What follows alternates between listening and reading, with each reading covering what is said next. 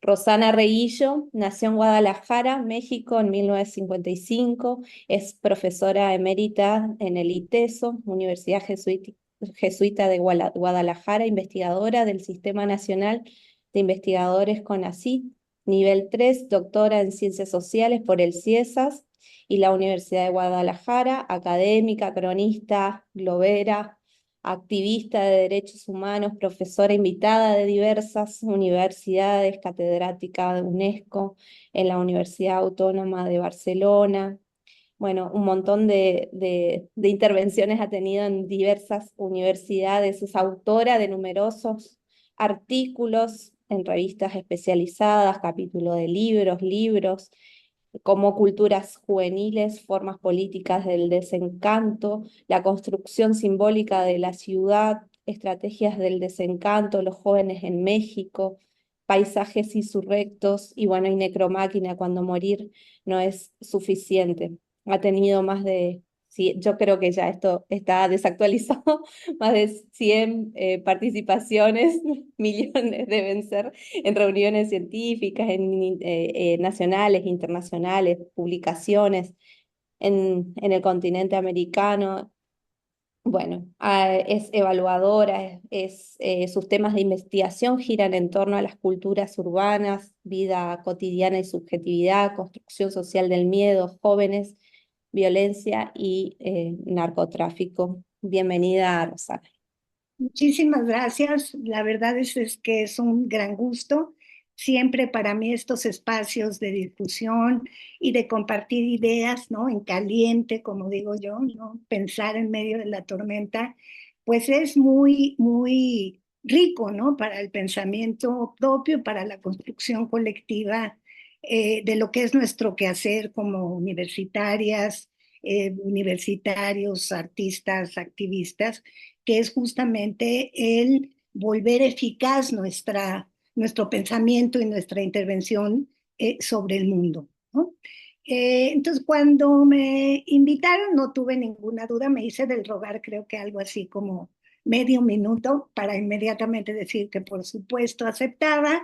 Y desde entonces, digamos, he estado pensando cómo, digamos, construir esta charla para que tuviera, digamos, estuve revisando de alguna manera el programa, que tuviera un efecto que fuera útil para el trabajo que ustedes realizan, ¿no? Entonces, también quiero decir que estoy profundamente tocada, ¿no? Por los resultados electorales en Estados Unidos. Mi frontera inmediata es los Estados Unidos, ¿no? Y pues se avecinan tiempos complejos como ustedes mismos los están experimentando cotidianamente. Entonces, sin más, voy a empezar a compartir la presentación que preparé para, para hacerlo más eficaz y que no me ganen las ganas de platicar con ustedes, porque luego se me da la platicadera y ahí nos vamos extendiendo de más, ¿no? Entonces quise empezar o quise llamar a esta charla la violencia escópica un poco en la dinámica o en la tónica eh, de hacer visible que estamos enfrentando, digamos, un proceso muy fuerte a nivel global, por supuesto, y con las redes sociodigitales mucho más de un régimen, ¿no? De visualidad sumamente agresivo y sumamente fuerte que tenemos, digamos, que tener las habilidades para poderlo descifrar, ¿no? Y el subtítulo obedece a lo que ha sido mi trabajo, digamos, en los últimos 10 años, 12 años, en los que he estado muy empeñada, ¿no? En tratar, digamos, de entender el lado no solo de las víctimas, sino también de los perpetradores de la violencia, ¿no? Porque me parece que alguien tiene que contar esas historias y alguien tiene que hacer ver esa dimensión.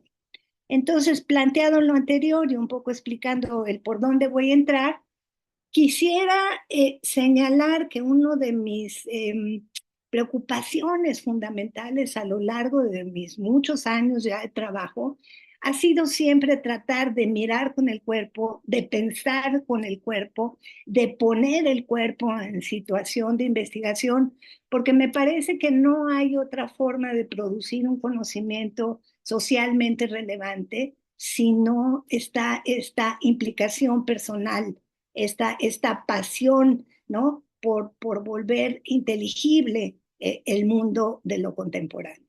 Y últimamente me he hecho, no últimamente, ya hace un buen rato, me he hecho gran admiradora del trabajo de un argentino, un franco argentino, que es Miguel Benazayac, psicoanalista, fundador del grupo de los situacionistas en Argentina. Y me parece que él en su libro Elogio del Conflicto, que lo recomiendo ampliamente y en el trabajo que está realizando actualmente, coloca lo que para mí es relevante en relación a los desafíos que tenemos por delante, ¿no? Valga la redundancia, que tiene que ver con pensar el presente, ¿no? Pensar, él habla de presente, yo hablo de lo contemporáneo como una dimensión muy importante de mi propio trabajo, ¿no? Entonces, ¿cómo entiendo yo el trabajo del pensamiento y del análisis crítico?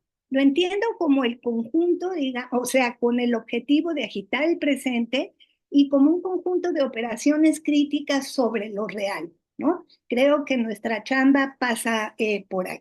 Entonces, pongo tres dimensiones de lo que ha sido mi trabajo en el último tiempo, que tiene que ver con el análisis de imágenes y los regímenes de visibilidad, la violencia y lo atroz por otro lado, y el análisis de las culturas digitales que me empezaron a interesar en 2011, cuando hice una estancia en Nueva York y pude seguir de cerca el movimiento de Occupy Wall Street, que me abrió un universo que para mí era en ese entonces totalmente desconocido, con esos sujetos que se sentaban en las mesas y parecían minotauros con las computadoras, ¿no?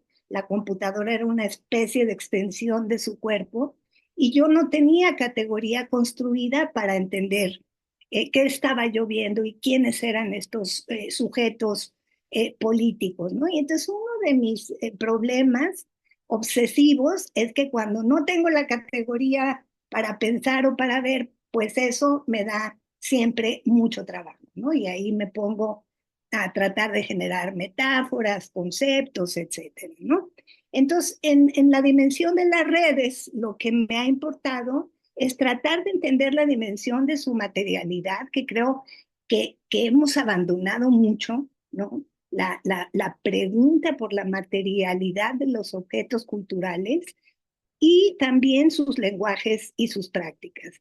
Yo les voy a pedir una disculpa de antemano porque hay algunas de las imágenes que voy a usar que son brutales. Esta imagen corresponde a un migrante salvadoreño que trató de atravesar el río Bravo para cruzar hacia los Estados Unidos. Es un río muy caudaloso, muy peligroso, y para proteger a su bebita, la amarró dentro de su camiseta y por supuesto la corriente los arrastró, murieron.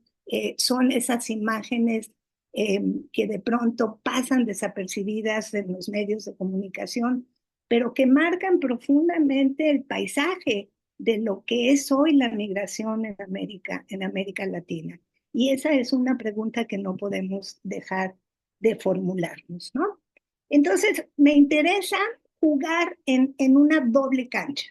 Me interesa jugar en el ámbito de la disciplina y lo disciplinario que representa justamente el régimen escópico, pero me importa centralmente y mucho más los puntos de fuga. O sea, me interesa mucho más trabajar la idea de políticas de la mirada, trabajando de manera más situada y más comprometida con lo real, ¿no? Entonces, ¿qué busca el régimen escópico?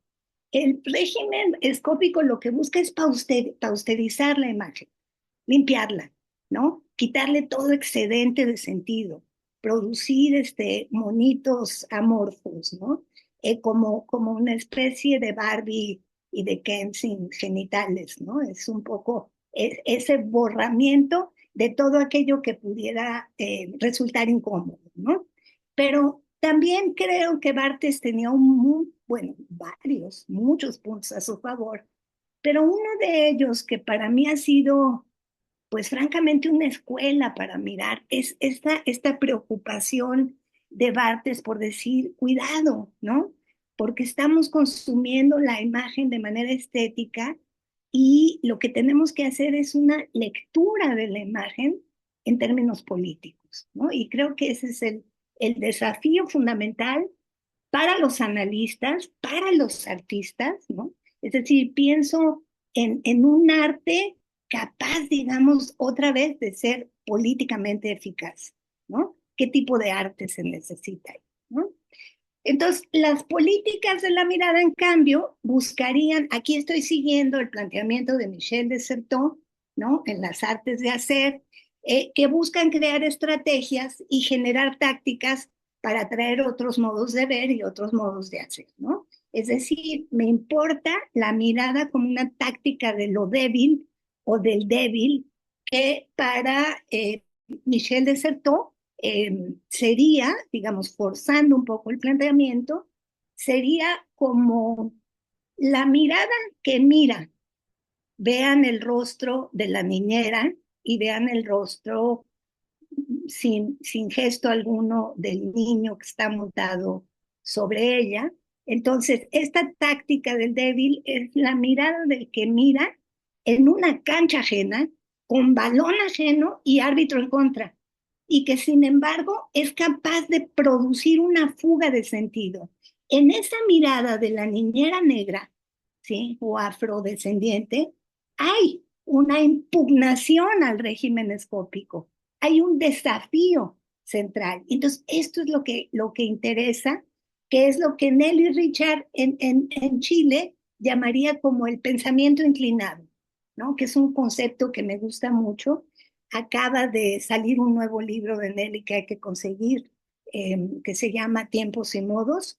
Yo todavía no lo tengo, pero leí la entrevista que le hacen y bueno, como es ella, maravillosa, ¿no? Bueno, entonces, ¿qué me interesa generar como estrategia analítica de la imagen contemporánea? Me importa entonces trabajar una epistemología de la mirada, ¿no? Cómo conocen nuestros instrumentos de conocer, pero a partir de la lógica de ensamblajes.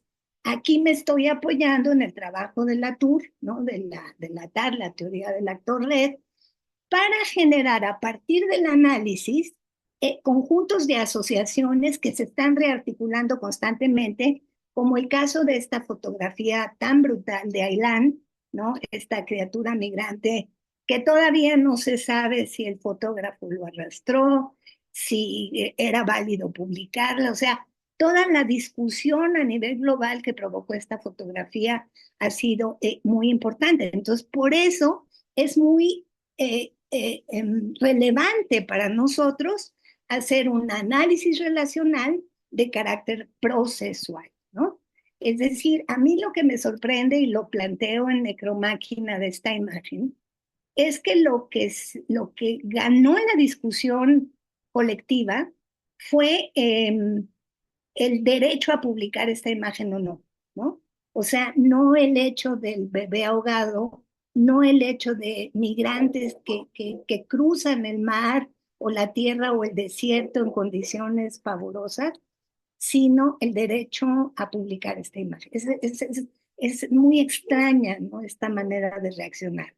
Y lo que me parece, digamos, como un elemento metodológico clave es que ninguno de los elementos que compone el ensamblaje que yo estoy haciendo de una realidad dada nunca es una entidad cerrada, ¿no? Y creo que justamente el caso de Ailán lo ilustra con muchísima claridad.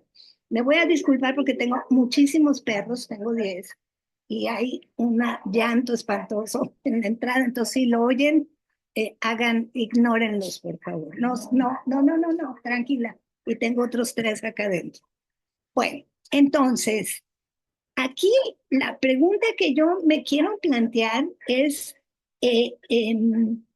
la mirada que mira, ¿no? Es decir, creo que esto es terrible. Esta fotografía corresponde, digamos, al Ku Klux Klan, y es brutal porque si ustedes ven los integrantes de esta turba de blancos que acaban de linchar a 2 afroamericanos, la sonrisa del tipo, del hombre con corbata y la mujer con el vestido como de lunares, es bestial, es brutal, ¿no? O sea, es inconcebible cómo puede haber, digamos, un festín, un festejo de este nivel de crueldad, ¿no?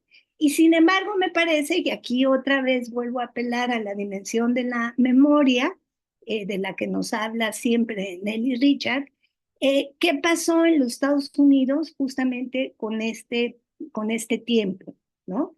Con el tiempo del Ku Klux Klan, con el tiempo del apartheid, etcétera, etcétera. Lo que pasó fue que los Estados Unidos obturaron ese periodo, ¿no? O sea, cerraron el obturador y no hay una memoria más que cinematográfica hollywoodense capaz de recuperar este periodo, ¿no? Entonces creo que es muy importante porque en el caso argentino hay al revés una amplia documentación y una memoria muy activa y muy viva de todo lo que sucedió durante la dictadura, ¿no? La segunda imagen es una mujer zapatista enfrentándose a un soldado del ejército, que otra vez no quizá podríamos llamar a Bartes para el puntum, pero quizá no sea demasiado necesario, sino lo que me interesa mostrar aquí justamente es lo que Mirzoev llamaría la imagen potencia, ¿no? Es decir, ya no es la imagen de poder que vemos en la imagen del linchamiento, sino es una imagen potencia que nos habla de la capacidad de resistencia de los movimientos sociales y de estas mujeres zapatistas tan valientes, ¿no? Y aquí, por favor, voy a hacerlo muy rápido porque es brutal. Yo soy gran admiradora de Teresa Margolles, una artista mexicana de Culiacán que ha venido haciendo un trabajo espectacular y sobre todo trabajando temas muy duros como la violencia. La voy a quitar ya y se las explico. En la imagen que ustedes vieron de la tarjetita, se llama tarjeta para picar cocaína. Y en un pabellón, ¿no? En Italia, en una exposición de Teresa Margolles, ella repartió las tarjetas con la parte, permítanme, con la parte roja por delante, pidiéndole a los invitados que no la voltearan, ¿no? Entonces, lo que hace Teresa Margolles en un momento determinado es pedirle a los espectadores que volteen la tarjeta para picar cocaína y se ve ese rostro desfigurado de toda la violencia que trae el tráfico de drogas aparejado y el crimen organizado. Por eso su imagen o pues lo hago al revés, su imagen esta que es muy buena, la de ya basta, hijos de puta, ¿no? Entonces, ¿qué es lo que produce el arte de Teresa Margolles? Produce un arte recursivo. ¿Por qué? Porque ella introduce al que mira, introduce al espectador en el propio circuito criminal que le está haciendo ver, ¿sí? Y esa dimensión de lo recursivo en el trabajo de Margolles y en algunos otros es muy, muy, muy poderoso, ¿no? En un texto de Encartes que se llama, eh, bueno, al final les digo porque se me olvidó un texto que acabo de escribir, algo así del abismo, hago un análisis de esa tarjeta para picar cocaína, ¿no? Pero también me interesa no solamente lo que miran y lo que nos hacen mirar los artistas, sino la mirada que produce la escritura. Y seleccioné, a mi juicio, tres de los textos que en diferentes épocas y en diferentes contextos han producido una mirada que nos hace ver eh, con una nitidez fundamental acontecimientos, personajes, relaciones, es decir, lo desnudo de lo social, ¿no? Un libro, no sé, el más viejo de todos estos, es el de Ojos Imperiales de Mary Louise Pratt, que es absolutamente un libro clave, ¿no? Un libro donde ella narra nuestra literatura de viajes y nos va haciendo ver de manera muy nítida esta trama de relaciones de transculturación, ¿no?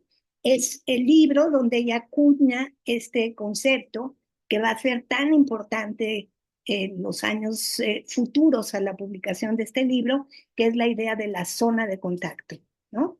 Donde lo que ella plantea en zona de contacto es justamente eh, cómo en el contacto entre culturas no simétricas, ¿no? Desiguales, eh, donde hay implícitas relaciones de poder, no solamente sale cambiado el subalterno, ¿no? Diría cierta personaje, la del puede hablar el subalterno, este, no solamente cambia el subalterno, sino también se producen efectos sobre, sobre el dominante.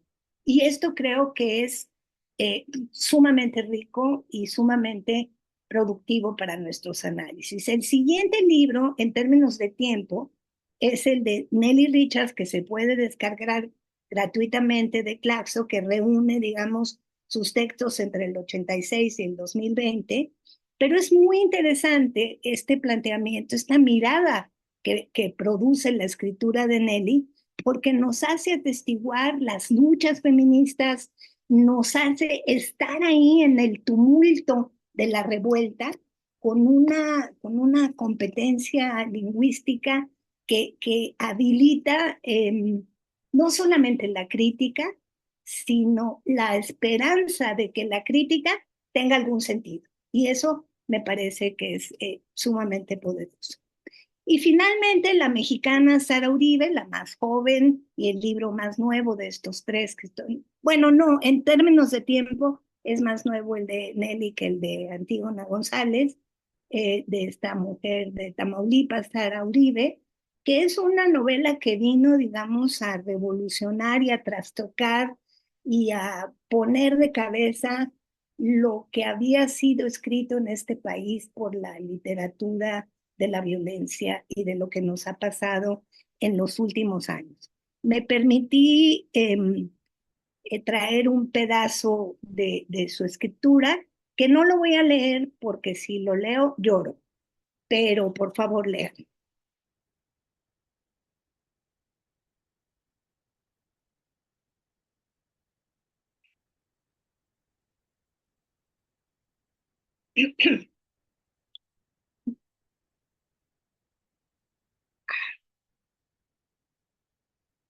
Bueno, la fotografía que acompaña el texto de Sara, de Antígona González. Antígona González es una mexicana buscando entre los escombros a su hermano Tadeo, ¿no? Y la imagen es lo que en México se llama, lamentablemente, las madres buscadoras que con palos y picos salen al desierto, a los terrenos donde ellas van sospechando que hay cuerpos, sus tesoros, como ellas las llaman, para encontrar a sus hijos desaparecidos y el gobierno no hace absolutamente nada, ¿no? Javier Sicilia, el fundador del movimiento por la paz y la justicia en México, dice una cosa que a mí me pega durísimo, que dice que, que las madres buscadoras son una de las reservas morales de este país. Ahora vamos a algo más alegre. Este señor, Paweł Kuczynski, que es polaco, es un artista y filósofo polaco y un ilustrador fundamental, tiene su página, pueden ir a disfrutar su arte y su lectura. Sin embargo, me parece que, claro, o sea, la ironía como parte de su puesta en escena artística, pues es muy importante, pero es muy relevante el hecho de cómo, cómo le otorga un papel absoluto prácticamente a las redes, ¿no? Miremos la imagen del periscopio, la puerta está semiabierta, pero el tipo no quiere ver el mundo más que a través de Facebook, ¿no? Entonces, indudablemente tiene un punto a favor, ¿no? Para compensar un poco esa mirada medio apocalíptica, puse la otra imagen, que es la de alguien enfrentándose a la autoridad a través, digamos, de la movilización que se logra conseguir en redes, ¿no? Pero me parece que es una manera muy, muy apocalíptica de entender el papel de lo digital hoy día. Entonces, lo que yo les propongo es esta mirada oblicua de tratar de entender qué nos han dado en términos de cultura visual y en términos de posibilidades de resistencia, lo que han habilitado las redes sociodigitales. La imagen que tienen las caricaturas es una marcha del 8M, ¿no? De las mujeres que están protestando frente a Palacio de Gobierno, donde está atrincherado López Obrador, el presidente más feminista de la historia, dicen, pero el palacio sigue atrincherado, sigue vallado, y entonces la policía que está detrás de las vallas avienta una bomba de gas y ella en un acto totalmente irreflexivo, ¿no? Porque si pueden buscar el video de la acción, realmente es poderosísimo. La chava llega corriendo y le dicen la reinota, es su apodo, porque es gordita. Entonces agarra la bomba de gas y se las avienta, otra imagen potencia, se las avienta a los policías adentro de las vallas. Entonces se convierte en la heroína de la marcha, todo el mundo le hace dibujos, todo el mundo le hace caricaturas, memes, la entrevistan, ¿no? Entonces la reinota se convierte en las redes, digamos, en un ícono de la lucha feminista en la calle, ¿no? Y esto es muy importante en un país como México, donde la calle, debido a la violencia, debido, digamos, a la represión, pues la calle ha perdido bastante de su signo de resistencia, ¿no? Y la otra imagen, que es algo que a mí me gusta muchísimo, quería enseñarles otra que se hizo en Signal Lab que dirigí por 7 años de los talibanes, pero ya no me dio tiempo. Esta imagen está tomada de Instagram. Esta persona que se llama Lourdes Maldonado era una periodista de Tijuana, en Baja California. La imagen que ustedes están viendo corresponde a cuando ella fue a la mañanera, ¿no? A protestar y a decir que su vida corría peligro. Esto fue el 23 de enero. El 24 de enero la asesinan, ¿no? En Tijuana. La balean, la matan, su perrito queda huérfano frente a la puerta de su casa y la gente se vuelca en, en, en Instagram a poner imágenes del perrito, imágenes de Lourdes, etcétera, etcétera. Y entonces lo que se hace en el laboratorio, lo que se hizo fue conjuntar todos esos datos, todas esas imágenes y fotogramas para generar este mosaico como un homenaje digital a Lourdes Maldonado, ¿no? Entonces, las redes también tienen posibilidades, digamos, de articular la resistencia, ¿no? Este grafo es muy bonito, a mí me gusta muchísimo. Corresponde, es un análisis de alrededor de 500,000 tweets en español, ¿no? Que va de Argentina a México. Y lo que hicimos en el laboratorio en ese entonces, cuando estalla la pandemia, era tratar de entender cómo la gente se estaba refiriendo al COVID, cómo se estaban refiriendo a la pandemia, ¿no? Entonces, algo que a mí me, impact, me impactó mucho fue el hecho de que era también una mirada tangencial sobre el problema y la gente más bien colocaba como hashtag, cuando esto se acabe, voy a ir a ver a mis abuelitos al pueblo. Cuando esto se acabe, ahora sí voy a terminar mi tesis. Cuando esto se acabe, voy a casarme con mi novia. Entonces era la epidemia que iba a cambiarlo todo, ¿no? De conjunto. Y era muy, muy emocionante y realmente había posts que uno quería llorar al revisarlos, ¿no? Entonces fue muy hermoso. Después de esto, lo que hicimos fue también hacer un seguimiento de palabras y fue brutal descubrir, por ejemplo, que la primera palabra que se usó para referirse al COVID fue insomnio, ¿no? Seguida de tristeza, seguida de miedo, ¿no? Y seguida de pesadilla.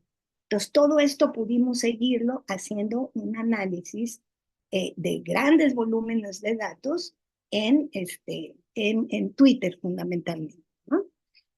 Pero también aquí viene, digamos, lo que sería la artillería digital, que es brutal. Esta es una nube de palabras. Twitter, antes de que lo comprara el señor Musk, Twitter México y San Francisco nos pidió al laboratorio que elaboráramos un thesaurus, un diccionario comentado, con los principales insultos que de Argentina a España se utilizaban en español, en castellano, para atacar a las mujeres y a las disidencias sexuales, ¿no? Entonces, lo que encontramos fue brutal, ¿no?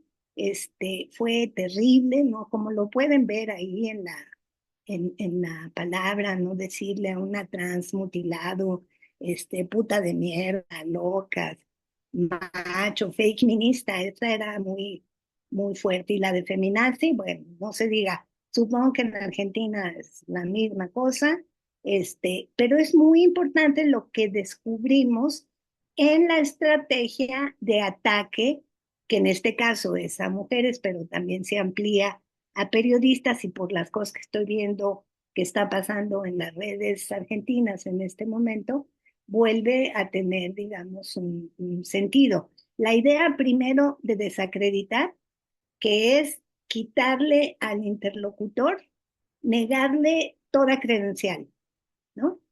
Desacreditas no a la persona, sino a su competencia, a sus credenciales. Tú eres una falsa académica, tú eres un imbécil remedo de abogado de derechos humanos, etcétera. Entonces, la desacreditación es el primer, digamos, la primera bomba molotov que lanzan estas estrategias orquestadas. La segunda es la descalificación, que ya no es sobre tus competencias, sino sobre la persona, ¿no? Hay que descalificar a la persona porque es vieja, porque es gorda, porque tiene el pelo negro, porque tiene el pelo rubio, porque es china, porque usa lentes, porque es mujer, porque es un hombre afeminado, ¿no? Entonces, todos estos elementos de descalificación de la persona que descubrimos algo muy fuerte, que es el hecho de que a las mujeres, para descalificarlas, las sexualizan y a los hombres, para descalificarlos, los feminizan. ¿Sí? Hay que feminizar al hombre para poderlo descalificar, ¿no? Y luego vendría la amenaza directa, ya si no funcionaron las otras dos y las personas siguen ahí necias dando su opinión, ¿no? Como deporte extremo de peligro, vienen las amenazas y finalmente el nivel de acoso, que es estar permanentemente sobre la persona, ¿no? Entonces, algo que también me importa mucho es mirar la mirada que mira, ¿no? ¿Cómo miran los que están mirando? Me refiero a los videastas, a los fotoperiodistas, etcétera. Esta escena corresponde a un corto. Estuve buscando a ver si está disponible en línea y no lo encontré, pero ojalá pudieran encontrarlo. Es un cortometraje de un exalumno mío, director de cine, que se llama Rafa Lara. Y esta escena corresponde a un pueblo abandonado de Dios y de los hombres. Y esta criatura está viendo la violación de su mamá, ¿no? Es lo que mira ella por parte, digamos, de los policías y de los narcos, ¿no? Entonces, ¿cómo analizamos en términos de ensamblajes esta mirada que mira y en una especie de inception, ¿no? A la manera de la película, cómo miramos lo que Rafa Lara está mirando al hacer mirar a esta niña esto, ¿no? Entonces, es una especie, digamos, de dimensión procesual para ir entendiendo estas dimensiones, ¿no? Entonces, este corresponde, digamos, a Fernando Brito, que es un fotoperiodista de Culiacán también, ¿no? Culiacán ha producido importante trabajo periodístico, artístico, fotoperiodismo, fotografía, literatura, etcétera, ¿no? Por la violencia brutal que han padecido, ¿no? Entonces, a mí el trabajo de Fernando Brito, que se llama Tus pasos se perdieron en el paisaje, que sí está disponible en línea, es muy fuerte porque lo que Fernando hace es hacernos ver los cuerpos, ¿no? De esta guerra contra el narco, así llamada, pero como una anomalía en el paisaje. Nos hace ver lo anómalo, por eso no huimos, por eso no quitamos la mirada como en el caso de Teresa Margolles. O sea, Teresa nos obliga a huir, Fernando nos permite ver con él, ¿no? Lo que estamos viendo con él, los cuerpos en un paisaje. Además, muchas de sus fotos tienen este amarillo eh, muy fuerte, ¿no? De atardeceres y amaneceres. Y esta dimensión, esta operación sobre lo contemporáneo, me parece que es muy importante. No es el único fotoperiodista en México, hay otros varios, y también, por ejemplo, de Argentina, me ha importado mucho el trabajo de Julio Pantoja, ¿no? Que ha sido un trabajo periodístico, fotoperiodístico y artístico importantísimo. Me tocó ver en dónde nos vimos la última vez. Una cosa que presentó espectacular sobre víctimas de la dictadura, con unas imágenes terribles, ¿no? Pero al mismo tiempo, pues que te devuelven, ¿no? Esa esperanza en que hacer mirar tiene un sentido y tiene una eficacia, ¿no? Me importa también el caso, digamos, de los movimientos sociales y se ha visto muchísimo, por ejemplo, en la defensa de la Universidad Argentina. Voy a intentar hacer una recopilación, pero ¿cómo logramos incorporar un análisis que articule la mirada y el gesto? Creo que esto va a ser clave, ¿no? Por ejemplo, podríamos hacer casi un catálogo del gesto contemporáneo, ¿no? En América Latina, ¿no? Esta foto corresponde a las marchas por Ayotzinapa y la ira de ese chavo, pues es brutal, ¿no? Eh, este también es una fotografía, esta imagen me impresiona mucho, corresponde a Las vidas negras importan, pero esta mujer con este porte y esta dignidad y los policías retrocediendo, ¿no? O sea, es otra vez otra imagen potencia, ¿no? Los policías no avanzan sobre el cuerpo joven de esta mujer, sino que retroceden frente a su dignidad, ¿no? Entonces, ¿cómo articular estos gestos en nuestros análisis? Bueno, esto que es brutal, ¿no? O sea, yo todavía no encuentro cómo aproximarme a esto, ¿no? Que digo, yo estoy acostumbrada a ver cosas terroríficas, pero esto me parece la clausura de todo derecho, ¿no? La pesadilla orwelliana llevada a la potencia, no sé, este, no hay medida para esto, ¿no? Entonces creo que cuando hablaba yo de cómo el régimen escópico disciplina la mirada, creo que también hay esto es una reflexión en voz alta, no lo tengo del todo agarrado, por eso le llamo la mirada extraviada, pero tiene que ver con una suerte de asombro, ¿no? De un asombro que no nos deja como calibrar. Por ejemplo, mi ley con la motosierra, ¿no? Esa para mí es otra imagen que corresponde a lo extraviado, ¿no? O sea, ¿cómo procesas esto, ¿no? Y luego, bueno, viene este caso que es atroz, ¿no? Ha marcado mi trabajo en el último año y medio, un año. Este caso corresponde a 5 jóvenes, amigos entre ellos, en San Juan de los Lagos, en Jalisco, el estado donde yo vivo. Desaparecen y al poco tiempo aparece un video donde se ve que son ejecutados por una célula del crimen organizado, pero uno de ellos es en el video obligado a matar a otro a martillazos, ¿sí? Entonces, ya esto es lo que en Necromáquina empecé a llamar desmesura expresiva, que es esta diferenciación que hago yo entre la violencia utilitaria, ¿no? Y la violencia expresiva. Entonces, ahorita lo que estamos ya enfrentando en este país es una desmesura expresiva, o sea, es ya lo atroz sin posibilidad de adjetivación, ¿no? Pero hay que verlo, o sea, hay que analizarlo, hay que entenderlo, hay que hacerlo entrar en estos ensamblajes de por qué los jóvenes aceitan la necromáquina, ¿no? ¿Por qué amigos? ¿Por qué hacer el video? Etcétera. O sea, hay un conjunto de imágenes y el que está grabando, ¿no? El que mira, el que obliga y el que mira estar grabando la escena, ¿no? Entonces, ya me acerco al final, es un poco mi preocupación, ¿no? Lección número 1 en mis clases de metodología, ¿no? Yo digo siempre 2 cosas. Uno, en esta clase no van a aprender a otra cosa más que la estrategia de los Thundercats. Todos los alumnos se quedan como, ¿de qué habla? Sobre todo ahora los jóvenes, ¿no? Y entonces ya les explico que los Thundercats fueron una caricatura muy importante, ¿no? De los años, sabrá Dios cuándo, cuando mis hijos estaban chicos, y el jefe de los Thundercats se llamaba Leonor, ¿no?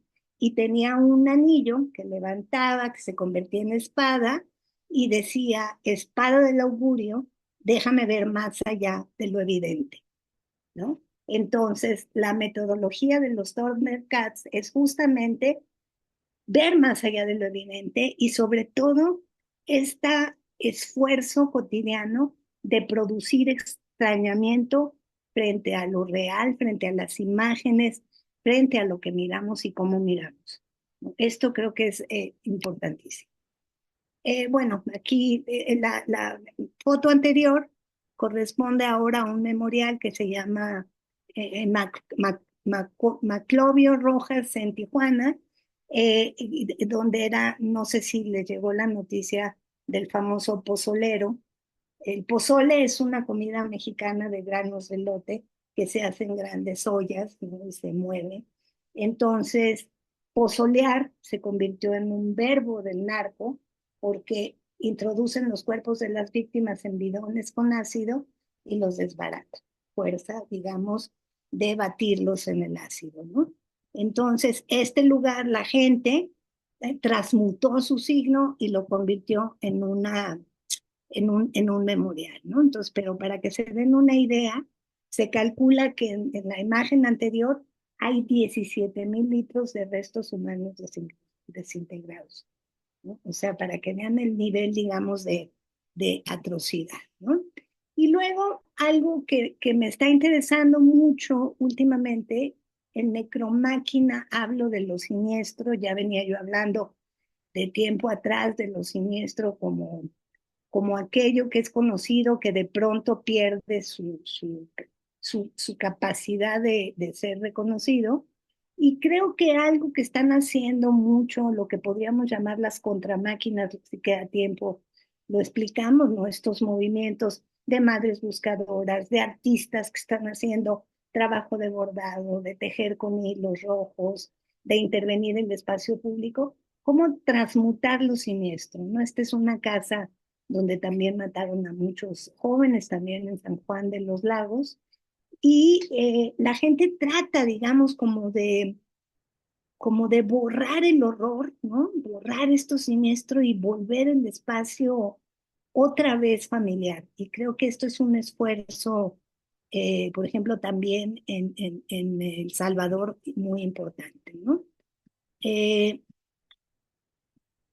y luego, digamos, me importa mucho pensar el trabajo, ¿no? Sobre las contramáquinas que he venido, digamos, avanzando lentamente, pero ahí voy, que son justamente, como ya decía, las madres buscadoras, Colectiva Hilo, Sangre de mi Sangre, digamos, gente, grupos, artistas, activistas, académicos, que están haciendo un trabajo de resistencia frente a la necropolítica contemporánea, ¿no? Que no se agota en la dimensión del narco, ¿no? Sino que es mucho más amplia. Pensemos, por ejemplo, en las zonas de sacrificio que han generado, digamos, las grandes empresas en territorios mapuche, en Chile, ¿no? Pensemos en las zonas de sacrificio donde perdió la vida este muchacho Santiago Maldonado. En fin, una serie de elementos contramaquínicos que me parece clave traer a la escena analítica, ¿no? Y finalmente, digamos, cómo producir un conocimiento situado, ¿no?